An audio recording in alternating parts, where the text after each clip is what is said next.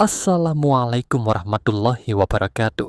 Hai teman-teman, pernah nggak kalian mikir kenapa Islam bisa tetap relevan dari zaman Nabi sampai zaman internet kayak sekarang ini? Padahal dunia udah banyak banget berubah, kan? Nah, rahasianya ada pada dua hal penting dalam metodologi studi Islam, yaitu normativitas dan historisitas. Kedengarannya rumit ya, tapi tenang, kita bahas pelan-pelan, pakai bahasa yang gampang banget.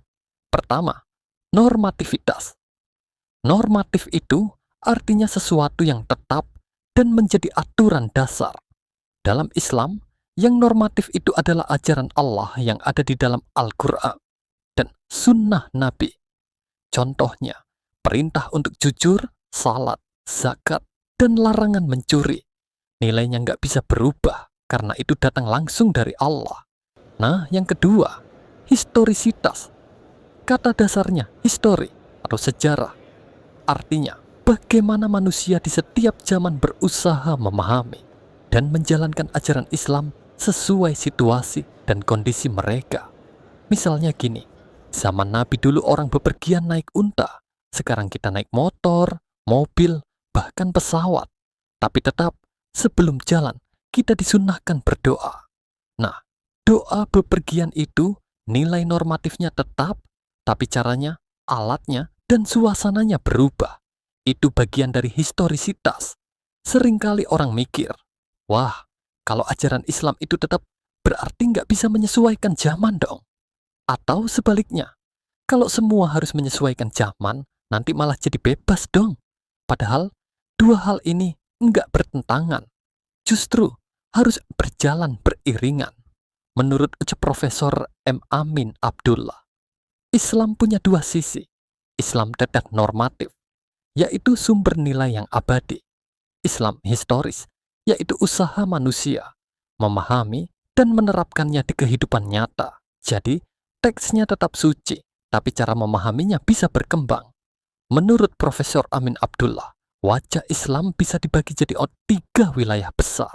Satu, wilayah teks asli, yaitu Al-Quran dan Sunnah.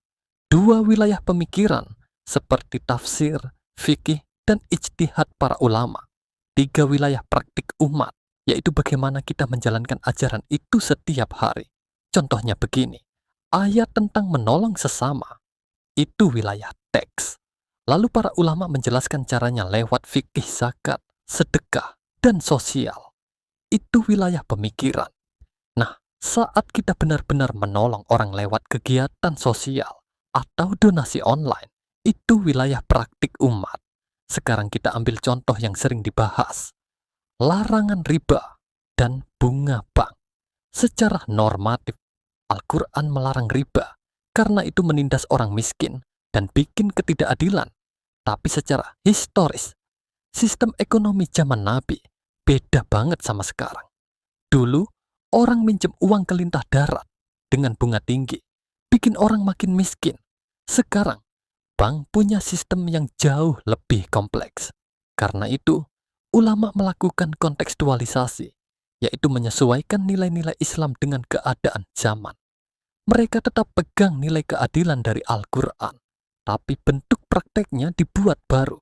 Misalnya, bank syariah dawak dengan sistem bagi hasil. Nah, disinilah Islam kelihatan hidup.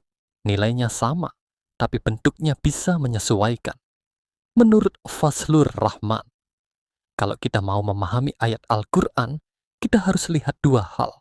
Kapan ayat itu turun, segi historis, dan apa nilai moral yang dibawanya, segi normatif. Misalnya, ayat tentang zakat turun di masyarakat miskin zaman dulu.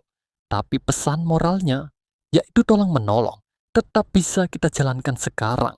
Walau caranya lewat donasi online, lembaga sosial, atau gerakan filantropi digital. Lalu, Azumardi Asraqli menambahkan, modernisasi Islam bukan berarti meninggalkan ajaran lama, tapi membawa nilai Islam agar tetap hidup di dunia modern. Sekarang, kita hidup di era digital 5.0. Dakwah nggak cuma di mimbar masjid, tapi juga di TikTok, YouTube, dan Instagram. Sebagai mahasiswa komunikasi dan penyiaran Islam, Tugas kita adalah membuat ajaran Islam bisa dipahami semua orang dengan bahasa yang ringan, desain yang menarik, dan isi yang menyentuh hati. Normativitas memberi kita arah hidup, historisitas memberi kita ruang bergerak, dan kontekstualisasi menjadi jembatan antara keduanya. Kalau kita bisa menyeimbangkan tiga hal ini, maka Islam akan selalu relevan dari masa Nabi sampai masa metaverse nanti. Jadi teman-teman, Islam bukan hanya teks yang dibaca, tapi nilai yang dihidupkan. Kita belajar bukan hanya untuk tahu, tapi untuk peka pada zaman. Semoga kita semua jadi generasi yang berpikir kontekstual duduk, tapi tetap berpegang pada nilai-nilai normatif Islam. Saya Abdul Adzim. Terima kasih sudah menyimak. Wassalamualaikum warahmatullahi wabarakatuh.